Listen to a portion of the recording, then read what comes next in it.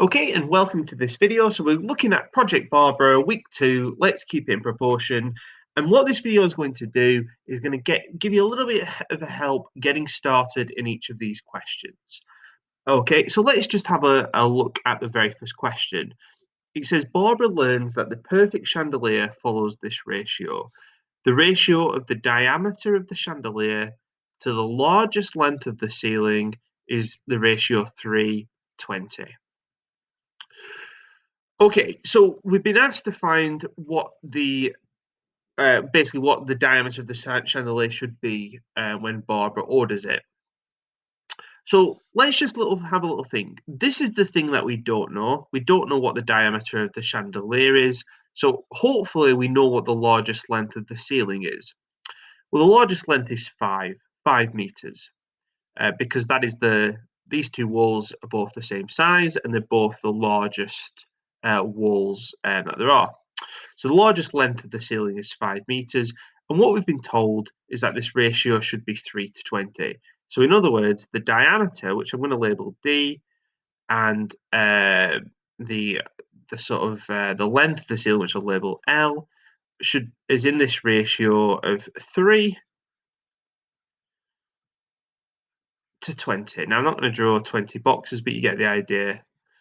Okay, so there's going to be 20 boxes there. We know that the length is 5. Okay, so what you want to do is essentially split 5 down, 5 divided by 20, and that's going to tell you what one box is worth, what one part of the ratio is worth. And when you've worked that out, you should be able to see what the diameter should equal. Okay, so you'll be able to have a go at that. And again, I'm not actually going to solve the question here because I'm merely just trying to get you started.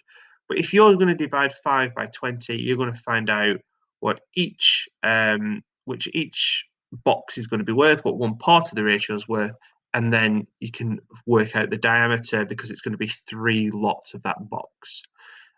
So that's just there to get you started on that. Just to make you aware, I've copied this over. You'll probably need to refer to this plan, the drawing plan of the room, to help you out because, again, this 5 meters isn't given to you in the question. You're expected to go and have a look at the plan to see that. For the second question, when choosing a fireplace, a similar ratio exists. We've got the area in front of the area of the front face of the fireplace and the area of the wall that it stands on, and Barbara's going to put it on wall A and wall B. So again, you'll have a look here. You'll see that wall A is 2.5 and wall B is 2.5. So that's going to be important when making a decision. So again, you might want to label this the area of the front face of the fireplace. So the fireplace might label like that. Fire, and the wall, we might just label wall. Okay. Um, we've been asked what the area of the fireplace should be. The area of the wall we can work out because we're told that the height of the walls are 3 and the length is 2.5. So the area of the wall is going to be 3 times 2.5. That's the total area of that wall. And again, you might want to use your box method here, or some variant of it. It's in the ratio 8:30, so that's going to be 8. It's not really got space to draw 30 here, but you get the idea.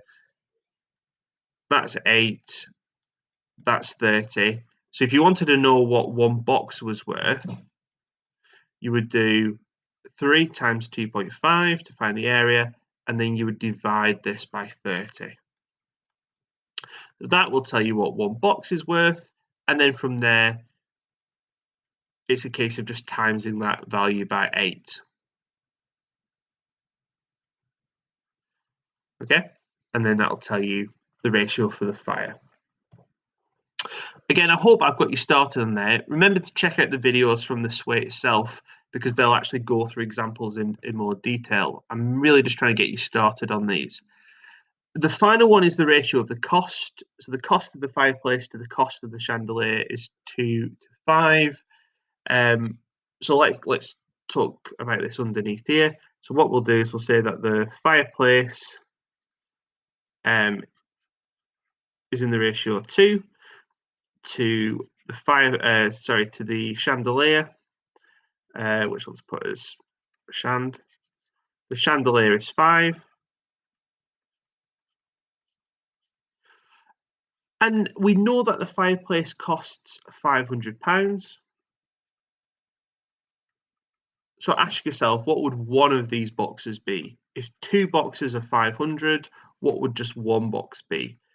And once you know what one box is, you can fill in all these boxes and you'll be able to see how much the chandelier should cost.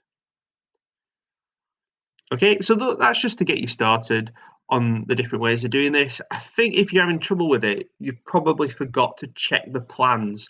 So perhaps just having this next to it is going to make it a bit easier. Remember that you need to know the height was 3, and you need to know obviously the length of the walls to get started on the first 2 questions.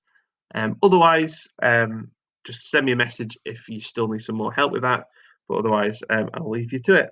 And again, you can check the class notebook and you'll find a copy of this page if that helps.